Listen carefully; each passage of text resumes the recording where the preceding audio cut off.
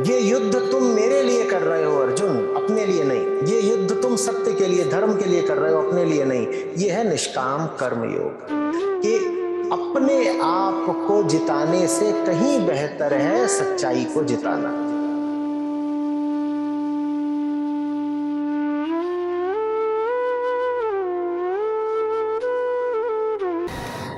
अपने जीवन में जैसे अगर युद्ध को, वैसे तो युद्ध तो हमेशा ही चल रहा है किसी न किसी चीज़ का, लेकिन अगर किसी एक युद्ध पर अपना इस समय ध्यान अगर लगाए तो एक चीज़ ये कल लगा कि युद्ध की शुरुआत की पहचान कैसे है।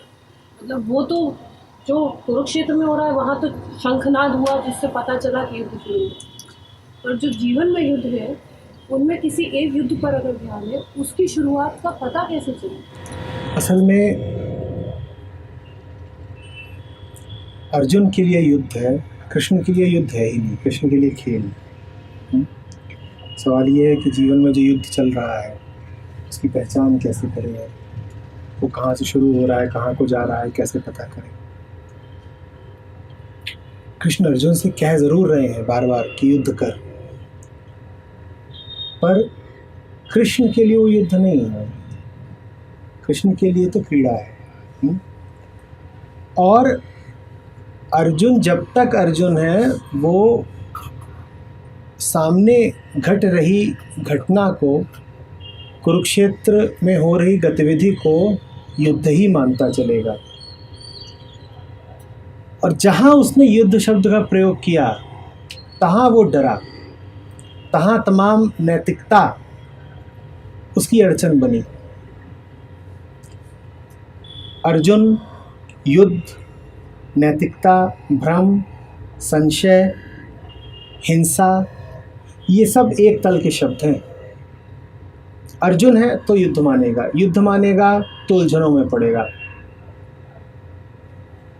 उलझन में इसलिए पड़ रहा है क्योंकि उसे लगता है हिंसा हो रही है। आप भी अगर गीता से प्रेरित होकर के जीवन को युद्ध की तरह देखने लगी तो एक चूक हो जाएगी। चूक ये होगी कि आप अर्जुन रह जाएंगी, क्योंकि युद्ध किसके लिए है? सिर्फ अर्जुन के लिए। कृष्ण थोड़ी कहते हैं कि बड़ा भारी युद्ध होने जा रहा है। कृष्ण से पूछिए तो कृष्ण कहेंगे जो यहाँ हो रहा है वो सदा से ही होता रहा है। ये खेल कब नहीं खेला जा रहा था?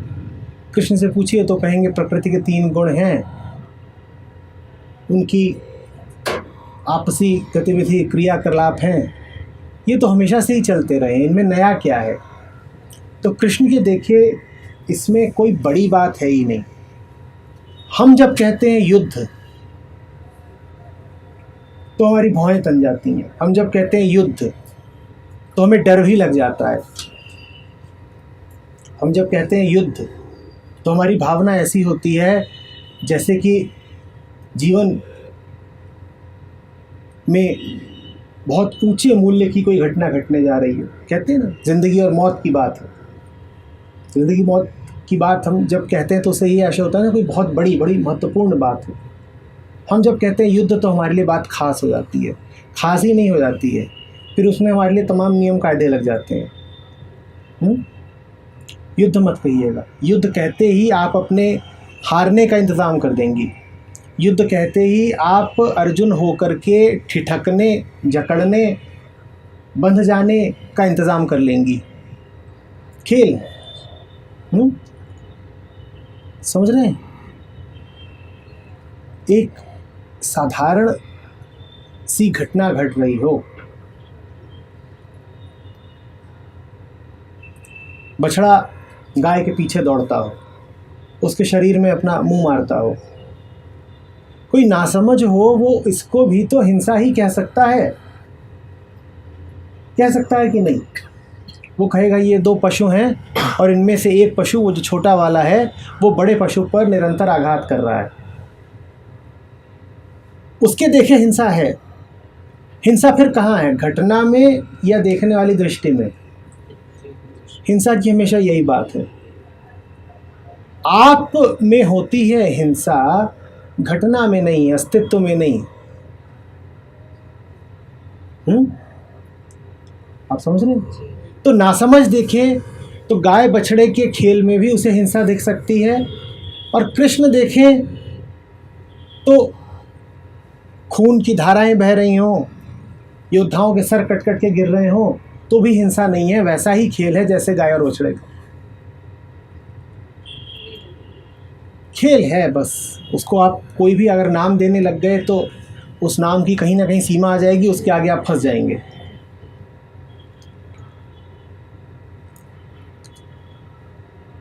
खुद ही सोचिए ना, आपको कोई कहे कि तैयार हो जाओ, अब तुम्हें एक युद्ध में शामिल होने जाना है, तो पहले से ही आपकी भावना क्या हो जाएगी? पहले से ही आपका विचार क्या हो जाना है?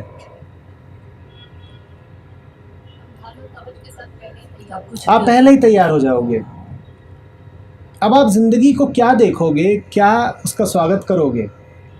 आपने तो पहले ही घोषित कर दिया है कि भाई हम पढ़ाई कर्मयोग, और कर्मयोग में था कि जीवन युद्ध है, जीवन संग्राम है। युद्ध कह के, संग्राम कह के आपने अपने आप को उत्तेजित कर लिया है, आपने अपने आप को और डरा लिया है, आपने अपने प्रतिरक्षा तंत्र को और ऊर्जा दे दी है। भूलिएगा नहीं कि अर्जुन के लिए विभीषिका है युद्ध, कृष्ण के लिए नहीं है। कृष्ण तो कह रहे हैं अरे मरने मारने की बात ही नहीं है, यहाँ कौन जिंदा है कौन मरा हुआ है, जिसका जो हश्र है वो बहुत पहले से वैसा ही है, और इन्हें तुम क्या मारोगे, इन्हें तो मैं बहुत पहले मार चुका हूं। समझ रहे हैं आप? ये एक बड़ी आम भूल है जो हो जाती है गीता के पाठ के बाद, कृष्ण के संपर्क में आके, कि जीवन युद्ध क्षेत्र है। हाँ, और हमारा काम है लड़े जाना। ये कुछ नहीं किया, ये आपने अपने आप को कड़ा कर दिया, ये आप डंडे की तरह तन गए। अब आप जिसके पास भी जाओगे उस पर डंडे की तरह ही पड़ोगे। अब आपके जीवन से कोमलता और स्नेह चला जाएगा, प्रेम चला जाएगा। तो इस भावना में मत पड़ जाइएगा कि कुरुक्षेत्र है जहाँ पर सगे संबंधियों की हत्या इत्यादि करनी है, तो महाभारत के पूरे कार्यक्रम के बाद ये सीख क्या है, क्या कि जितने भाई बंधु हो सबको खत्म कर। ये नहीं आशय। युद्ध से कृष्ण का अर्थ है वो गतिविधि जो लगातार आपके चारों ओर चल ही रही है।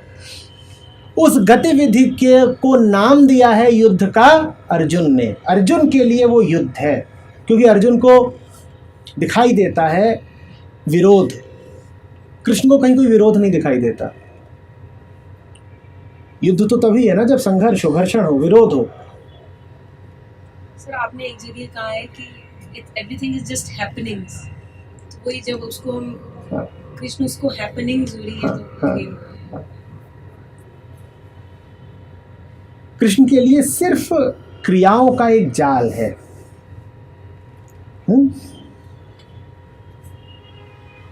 ये हुआ, फिर ये हुआ, फिर ये हुआ, फिर ये हुआ, फिर ये हुआ, फिर ये हुआ। एक ऐसा कार्यक्रम जिसमें कार्य को करने वाला कोई व्यक्ति विशेष नहीं है। घटनाएं घट रही हैं, उन घटनाओं के पीछे कोई नहीं है। जब घटनाओं के पीछे कोई नहीं होता तो उसी स्थिति को कहा जाता है कि परमात्मा कर रहा है। कोई एक विशिष्ट ताकत नहीं है, कुछ ऐसा नहीं है इन घटनाओं के पीछे जिसे नाम दे सकें, जिसकी पहचान कर सकें। तब कह दिया जाता है कि इस पूरी समूची व्यवस्था को चलाने वाले स्वयं कृष्ण है, परमात्मा है। समझ में आ रही बात? तो युद्ध को होने दो से आशय है कि जो कुछ घट रहा है उसको घटने दो। वो अपने तल पर है, वो एक ऐसे तल पर है जहां तुम्हारा कुछ बनना बिगड़ना नहीं है। तो तुम व्यर्थ ही उत्तेजित मत हो जाना तुम ये मत मान लेना कि वहां जो हो रहा है वो तुम्हारे लिए कोई व्यक्तिगत घटना है, कि उसमें तुम्हारा कोई व्यक्तिगत नफा या नुकसान है। ऐसी सी बात है कि जैसे अब आप यहां बैठे हुए हो और छत पर कबूतरों का एक झुंड हो, वो किल्लोले कर रहा हो और गेहूं बिख रहा है, खा रहा है। कुछ नर कबूतर है, कुछ बच्चे कबूतर है, कुछ मादा कबूतर है, कुछ वृद्ध कबूतर है।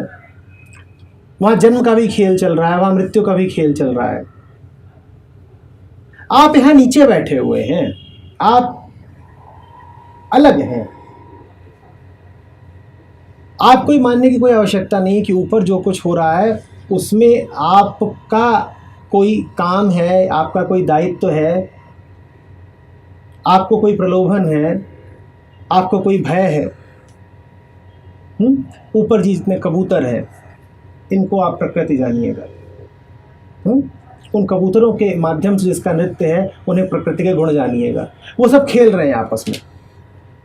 ऊपर गेहूं है, धूप है, हवा है, आवाजें हैं, दृश्य हैं। कई कई बीच में कुछ कबूतर चोचे भी लड़ा लेते हैं, कभी आकर्षण में, कभी विकर्षण में। कई बैठते हैं, कभी उड़ जाते हैं, कुछ चले जाते हैं, कुछ नए आ जाते हैं। ये सब चल रहा है, ये ऊपर छत पर चल रहा है। ये जीवन का खेल है। कृष्ण अर्जुन से कह रहे हैं, भाई वो खेल तुझसे पहले भी चल रहा था, तेरे बाद भी चलेगा। तू उसमें दखल ना दे तो तेरी अनुपस्थिति में भी चलेगा। तू उस खेल में अपना कोई निजी हित, स्वार्थ या नुकसान देख कैसे सकता है? ये मूर्खता है। तो युद्ध करना नहीं है। युद्ध करने का अर्थ ये नहीं है कि आप स्वयं भी कबूतर बन के ऊपर शामिल हो गए। युद्ध करने का अर्थ है कि ऊपर जो खेल चल रहा है उसे चलने दो। कृष्ण बार बार दोहराते हैं, अर्जुन तू युद्ध कर, भ्रमित मत हो जाइएगा। कृष्ण का आशय ये है कि अर्जुन, ऊपर जो क्रीड़ा चल रही है, ऊपर जो गतिविधि चल रही है, वो तो चल ही रही है ना। तू उसको लेकर के क्यों मन छोटा करता है? तू उसको लेकर के क्यों फूला नहीं खाता है? तू उसको लेकर के क्यों उत्तेजित हो जाता है? तू उसको लेकर के क्यों अवसादग्रस्त हो जाता है? युद्ध क्या है, समझ में आ रहा है? ये कबूतरों की गुटरगू, ये युद्ध है। अब इसमें युद्ध जैसा क्या है? लेकिन अगर आपका किसी एक कबूतर से मोह लग जाए और कोई उस कबूतर का दाना खींचने लगे, तो ऊपर जो कुछ हो रहा है वो आपके लिए युद्ध हो गया। अन्यथा युद्ध जैसा कुछ नहीं है।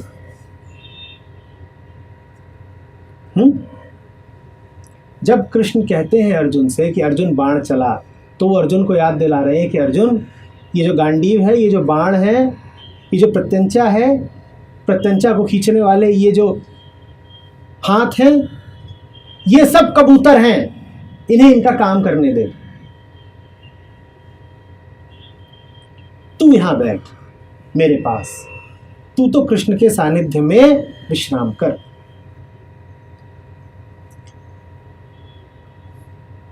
धनुष क्या हुआ? कबूतर। बाण क्या हुआ? कबूतर।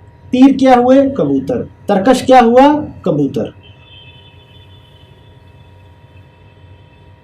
अर्जुन की उंगलियां जो खींचे प्रत्यंचा, वो क्या है? कबूतर। अर्जुन के बाजू क्या हैं? कबूतर। सब कबूतर, और सब अपना खेल रहे हैं, और सब जानते हैं उन्हें क्या करना है। अब तू क्यों इसमें पगलाया जाता है? तेरा इसमें क्या है? कबूतर कबूतर का खेल है, और कबूतर अपना खेल खेलना जानते हैं। अर्जुन की देह, अर्जुन का मन, अर्जुन की बुद्धि, अर्जुन की स्मृति, जो कुछ भी दृश्यगत हो सके वो सब, और सारे कबूतर खेल रहे हैं। सेना के घोड़े, सेना के हाथी, द्रौपदी, अभिमन्यु, दुर्योधन, भीष्म, सब कबूतर ही कबूतर। और सब कबूतर जानते हैं कि उन्हें कहाँ गुटरगू करनी है, कैसे गुटरगू करनी है। आपने कभी कबूतरों को दुविधा और संशय में देखा है? आपने कोई कबूतर देखा है जो अपना एक पंख उठा करके मुंह पे रखे हुए हो कि क्या करें, समझ में नहीं आता? देखा है कभी? आपने कोई कबूतर देखा है जो मनोचिकित्सक के यहाँ कतार में खड़ा हो? कोई कबूतर से नींद ना आती हो? सब कबूतर भली भांति जानते हैं उन्हें क्या करना है। प्रकृति के पीछे प्रकृति के मालिक की मंशा है, इसीलिए तो प्रकृति को सोचना नहीं पड़ता। प्रकृति में जो आपको एक सहज सरल बहाव दिखता है वो इसीलिए है क्योंकि प्रकृति अपने मालिक की गोद से सीधे निकल करके बहती है। अब उसे सोचना क्या है? मालिक की आज्ञा पे बह रही है, जैसे गंगा शिव की मस्तक से निकल करके बहती हो। उसे सोचना क्या है? उसके पीछे अगर बुद्धि है तो किसकी है? किसके मस्तक से निकली है वो? तो बुद्धि किसकी है? शिव की। अब गंगा क्या सोचेगी? गंगा को तो बहना है। अब कबूतरों को क्या सोचना है? कबूतरों को तो कुटरगू करनी है, खेलना है और एक दिन उड़ जाना है। उन्हें सोचना नहीं है, उन्हें व्यथित नहीं होना है, उन्हें अर्जुन की तरह संशयग्रस्त नहीं होना है। कृष्ण अर्जुन से यही कह रहे हैं, अर्जुन की कंफ्यूजन भी कबूतरों खेलते रहो,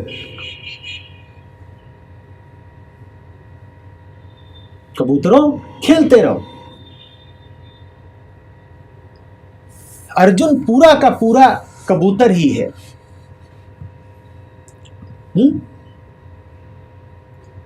अहम आड़े आ जाता है। अहम जरा विशेष प्रकार का कबूतर है। अहम को भी कबूतरों से अलग कुछ मत समझिएगा। अहम भी प्रकृति ही है। जरा आगे चलेंगे तो कृष्ण कहेंगे कि ये पुरुष पुरुष क्या लगा रखा है। पुरुष भी कुछ नहीं है, प्रकृति ही है। कहते हैं दो तरह की प्रकृति होती है,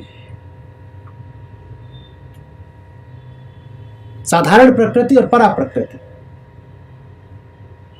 कहते हैं अपरा प्रकृति होती है और परा प्रकृति होती है। तो पुरुष किसको कहते हो? पुरुष कुछ नहीं है। पुरुष से तो ऐसा लगता है कि जैसे कोई हो जो बड़ा जानकार हो, जो बड़ा ज्ञानी हो, जो प्रकृति का साक्षी हो। कहते हैं ना, साक्षी इत्यादि कुछ होता ही नहीं, बस मैं हूं हे अर्जुन, कृष्ण, और बाकी सब प्रकृति है, कोई और पुरुष नहीं, मात्र मैं। तो पुरुष की भी जो बात है कृष्ण उसको झुठला देते हैं। कहते हैं कोई पुरुष नहीं है। प्रकृति के ही दो हिस्से हैं, एक देखता है, एक नाचता है। जो नाचे वो अपरा प्रकृति, जो देखे वो परा प्रकृति है। दोनों प्रकृति ही। देखने वाली आंख भी प्रकृति और देखा जाने वाला दृश्य भी प्रकृति। लेकिन ये जो देखने जाने वाली आंख होती है, इस आंख के पीछे जो अहम बैठा होता है वो जरा खास तरह की प्रकृति है। वो अकेली है जिसको भूलने की बीमारी लगी हो। ये कृष्ण बात उसी से कर रहे हैं।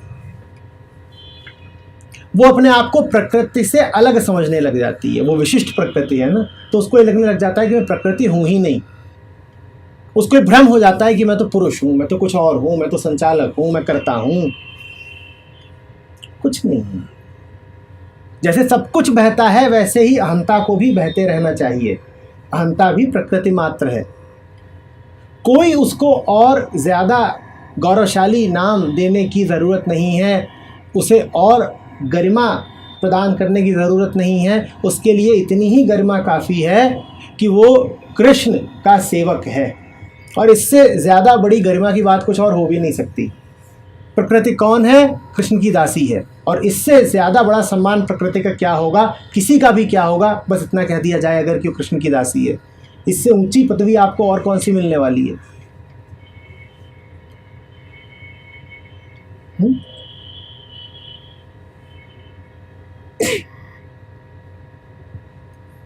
अर्जुन, जो हो रहा है मेरे निरीक्षण में हो रहा है। अर्जुन, तू बुद्धि को क्यों इतना परेशान करता है? बुद्धि का जन्मदाता कौन है? मैं स्वयं हूं अर्जुन। मैंने बुद्धि को वो ताकत दी है कि वो स्वयं जान जाएगी, स्वयं विश्लेषित कर लेगी, वो स्वयं खुले अनखुले तथ्यों को जोड़ लेगी, उनसे निष्कर्ष निकाल लेगी।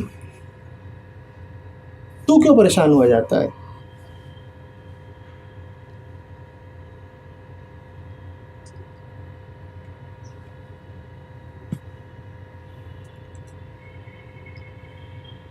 युद्ध करने से क्या अर्थ हुआ? फिर आखिरी बात, क्रीड़ा होने दो। युद्ध करो, इसमें युद्ध को स्थानांतरित करिए क्रीड़ा से, और करो को स्थानांतरित करिए होने दो से। अन्यथा गीता आपके लिए बहुत बड़ा बोझ बन जानी है। अगर आप युद्ध करो को पकड़ के बैठ गए, जो कि पारंपरिक रूप से कई बार समझ लिया जाता है, अगर आप युद्ध करो को पकड़ करके बैठ गए तो दो दुर्घटनाएं घटेंगी। पहला, जीवन आपके लिए युद्ध बन जाएगा। दूसरा, उस युद्ध को लड़ने की जिम्मेदारी आपकी अपनी व्यक्तिगत हो जाएगी, क्योंकि कह दिया गया है करो। आपको दोनों से बचना है। पहली बात, युद्ध है नहीं। दूसरी बात, जो भी है वो आपको नहीं करना है, वो उन सब कबूतरों को करना है जो अपना काम बखूबी पहले ही जानते हैं। तो युद्ध करो को क्या पढ़ना है? क्रीड़ा होने दो। युद्ध हुआ क्रीड़ा, तो आप डरिएगा नहीं। युद्ध कहती हैं तो ऐसी हो जाती हैं, युद्ध करो, बिल्कुल तैयार, हाथ में पिस्तौल है, घोड़ा दबाने की देर है। तो युद्ध नहीं, क्रीड़ा। दूसरा, करना नहीं है, आपकी कोई निजी जिम्मेदारी नहीं है कुछ करने की, होने दो। ठीक है, बाधा मत बनो। बस होता है ना, खेल रहे होते हैं बच्चे, सब कबूतर खेल रहे हैं, कबूतरों को बच्चा मानिए। अब एक चिढ़ा बैठा है, उसका एक ही काम है, वो आके लंगड़ी लड़ा रहा है। उसका यही काम है कि जो खेल रहे हैं उनको गिरा दो। पूरी गीता सिर्फ ये बताने के लिए है कि लंगड़ी मत लगाओ भाई, बच्चे खेल रहे हैं, उन्हें खेलने दो। खेल खराब मत कर, don't spoil the fun for yourself.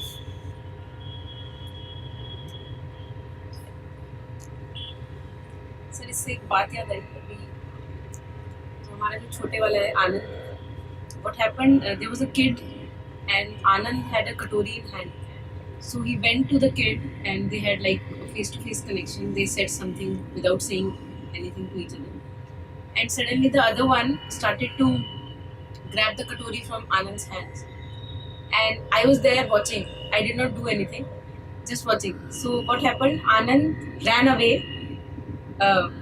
that he would not be able to take away the katori. And then I saw Anand, there was a very mischievous smile on his face and he wanted to do this again. So on the other hand, I would be like, वो बच्चा क्यों खींचने लगे, you know? So मैं युद्ध के लिए तैयार थी और वो अगेन वो कीड़ा के लिए बिल्कुल तैयार थी। देखिए, हमें जहाँ लगता भी है ना कि बड़ी हिंसा हो रही है, बड़ी लड़ाई है, बड़ा गलत हो रहा है, खून बह रहा है, चोट है, घाव है, यहाँ तक कि मृत्यु है, अस्तित्व हमसे कहीं बेहतर जानता है।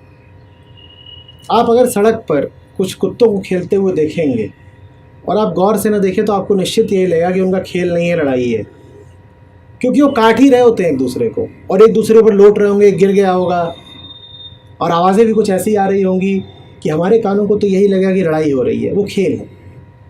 हर वो चीज़ जो हमको लड़ाई लगती है अस्तित्व की नज़र में खेल ही है। आपको अपने पौधे से बहुत प्यार है, उस पर एक पत्ता लगा है, पत्ता गिर जाता है, आपके लिए दुख की घटना हो गई। पत्ता मिट्टी पर गिरता है, पत्ता खाद बन जाता है, उस खाद से पुनः उन्हीं जड़ों को पोषण मिलने लग जाता है, एक नया पत्ता आ जाता है। ये हम नहीं देख पाएंगे कि अस्तित्व के लिए तो ये सब कुछ एक अनवरत प्रक्रिया है जिसमें न जीवन है न मृत्यु है। खंड को देखो तो ऐसा लग सकता है कि कोई मर गया और खंड को देखो तो ऐसा लग सकता है कि कुछ नया है जो जी आया। पूर्ण को देखो तो उसके भीतर तो सब तमाम धाराएं हैं, सागर के भीतर लहरें हैं जो उठ रही हैं, गिर रही हैं, लहरों की मृत्यु हो रही है, लहरों का जन्म हो रहा है। सागर ना जन्म ले रहा है ना उसकी मृत्यु है। छोटे पे ध्यान केंद्रित करोगे, अपनी छोटी नज़र से देखोगे तो ये लगेगा कि बड़ी लड़ाई है, बड़ी विभीषिका है। पुराने शहर दब जाते हैं, उनके ऊपर नए शहर खड़े हो जाते हैं। जो कुछ भी जीर्ण शीर्ण है, जो कुछ भी अपनी आयु पूरी कर चुका, वो चला जाता है, उसके स्थान पर कुछ नया, सुंदर, नवनीत, कोमल अंकुरित हो जाता है। पुराने से अगर आपका नाता था तो आपको यही लगेगा कि बड़ी त्रासदी हो गई, आप शोक मनाएंगे। और अगर आप नए को पुराने में नहीं देख पाए तो जब नए का जन्म होगा तो आप हर्षाएंगे। आप जब किसी नए के जन्म पर हर्षा रहे होते हैं तो कृष्ण आपसे बस ये पूछते हैं अपनी उसी मुस्कुराहट के साथ, ये बता दो कि जिसे तुम कह रहे हो कि आज आया, अभी जन्म हुआ, ये था कब? नहीं, तुम्हारी आंखों को नहीं दिखता था। ये जिसके तुम जन्म का हर्ष मना रहे हो ये तो बड़ा बुढ़ा है, ये तो उतना ही पुराना है जितना समय हाँ तुम्हें आज दिखा। और जिसकी मृत्यु पर तुम रो रहे हो तो कृष्ण कहेंगे ये चला कहाँ गया है।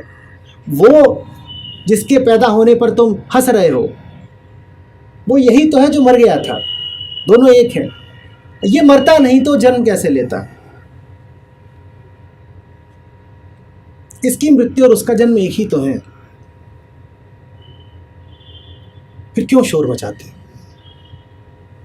फिर क्यों उत्तेजना के नए नए बहाने ढूंढ लेते हो? कभी इस बात की उत्तेजना की कोई चला गया, कभी इस बात की कोई आ गया। हम दोनों ही मौकों पर यूं व्यवहार करते हैं कि जैसे कुछ विशिष्ट हो गया। प्रकृति के लिए कभी कुछ विशिष्ट घटता नहीं। आज हो सकता है कोई बहुत विशालकाय पिंड आए, आपकी धरती से टकराए और धरती से जीवन का नामो निशान मिट जाए। हमारे लिए वो महा परम त्रासदी होगी। प्रकृति को कोई फर्क नहीं पड़ता, कोई त्रासदी नहीं हो गई, क्योंकि बहुत समय है उसके पास और अनंत ब्रह्मांड है उसके पास।